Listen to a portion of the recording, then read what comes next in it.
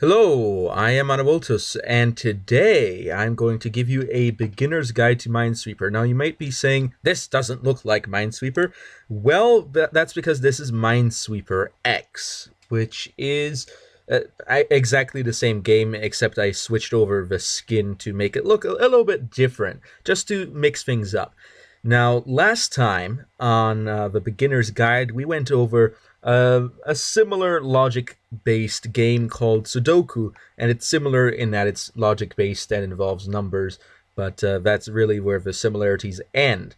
Now, the reason I decided to do this game after Sudoku is because I want to contrast something. In Sudoku, there's always one definite solution, and in this game, there can come situations where you don't really know which solution should be correct because there logically is no correct solution. But I have come to play on what I would say is a very advanced mode where I make my minefield, as one would call it, very large. So how do you play this game? It is a click-based game. So you play the game by clicking the tiles in this grid. And I generally would suggest starting somewhere in the center. Starting at the corners is also a common strategy, but I think the center is probably the best place to start. So I clicked a tile, and immediately the timer starts, but for the purposes of this video, we're not really going to try to get it in time. And this timer here will go up to 999. I don't know what the Microsoft version will go up to.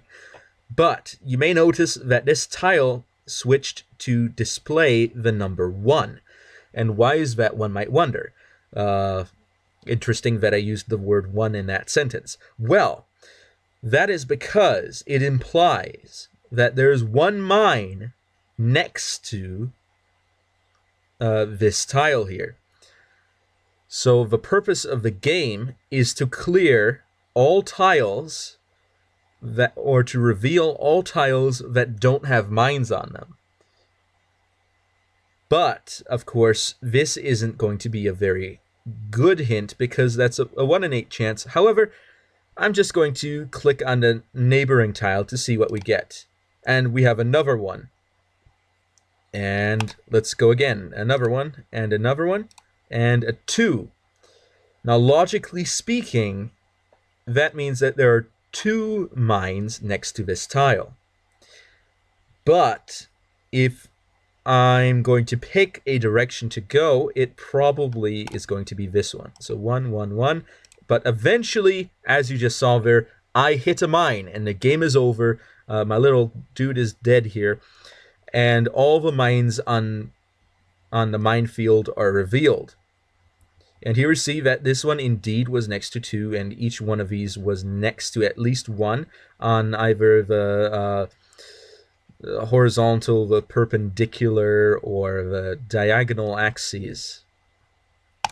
So let's try again. We've got a 2. That's not very good. We've got a 4, and we busted. As you can see, as I was saying earlier, this game isn't like Sudoku in that you won't always have a logical choice. But anyway, let's try again. There's a 1, and here we go. We have done this for the first time. We have reached an area that doesn't actually have any adjacent mines to it, so it appears clear. Now, the game automatically will clear out any of these tiles. If you click one of them, it'll clear out all adjacent tiles to them. So, we now know that since there's a 1 here, and there's only one undiscovered adjacent tile, it means that this here is a mine. Which means that if this one is a mine, and this one is a 1 here, then that means that this tile cannot be a mine because this 1 is already next to 1 mine, and it displays a 1, which means that if this is a mine, this cannot be a mine. And there we go. But in some formats of a game, there is something interesting you could do here. You can right-click on a tile that you believe holds a mine, and it will place a flag on it. Now, why is this important?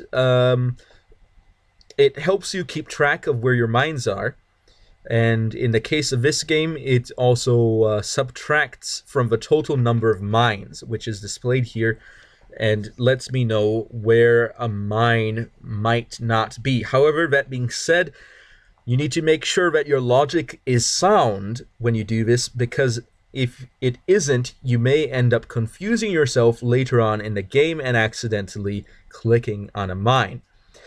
So now we have a similar situation with this one here, and we can clear that. And also a function of a flag is that we can't accidentally click on a mine, which can be a very common thing. So this 1, 2 here now has 2 mines that are discovered next to it, which means no more tiles adjacent to it could possibly have a mine on it. And there we go. Now this one has a mine, and that means that all of these cannot be mines, and there you go. Now, the intricate part of this game, the interesting part of this game, is that you will eventually come to a point where you will see logical patterns in what you're looking at. For example, there's a 2 here and a 1 next to it. That means logically only one of these here can be a mine. But it is next to a 2, which means if only one of these 2 can be a mine, since it is next to a 2, it means that this one here definitely has to be mine. But if only one of these 2 can be a mine, and there's a 1 here and a 2 requires one of these to be a mine, then it means that this 1 cannot allow for a mine to be there, because then there will be a conflict with the 2 not being able to have a mine. Therefore, this tile does not have a mine.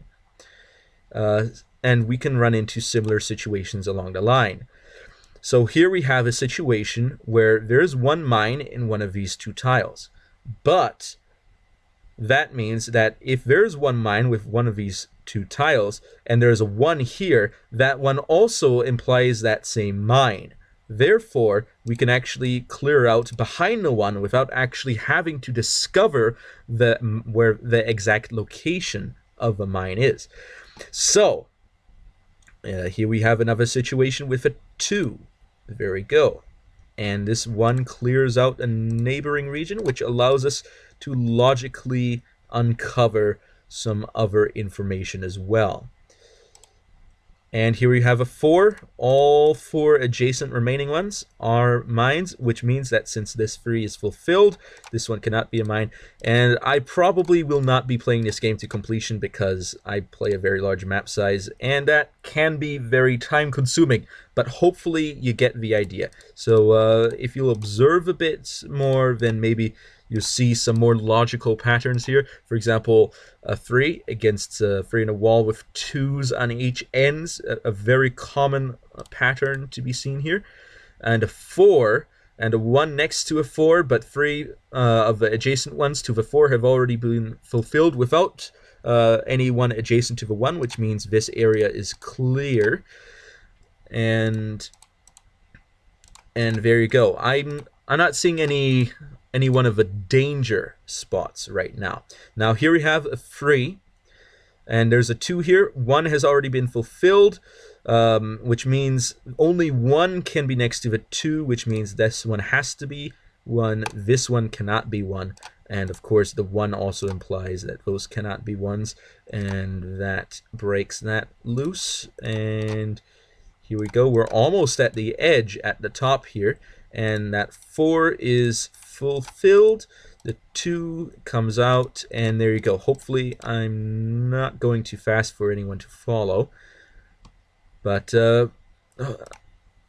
so as soon as you clear out all of the tiles that don't have mines on them, you will win the game. That is how simple it is. And it's a fun game to play. I oftentimes play it when I'm listening to something profound. I like to ease off and listen to that. And of course, these tiles go all the way up to an 8. Now, an 8 is very rare and very difficult to find, of course, because an 8 would be surrounded entirely by mines. And that, of course, is something that's very difficult to logically discover. But if you have a good count of the mines, then that may help. So anyway, I think that should be enough for now. I hope everyone got an idea on how to play the game. And if you have anything to say in the comment section below, please do write in that comment section below. And I thank you all for watching, and I will be seeing you all next time on Awiltos over and out.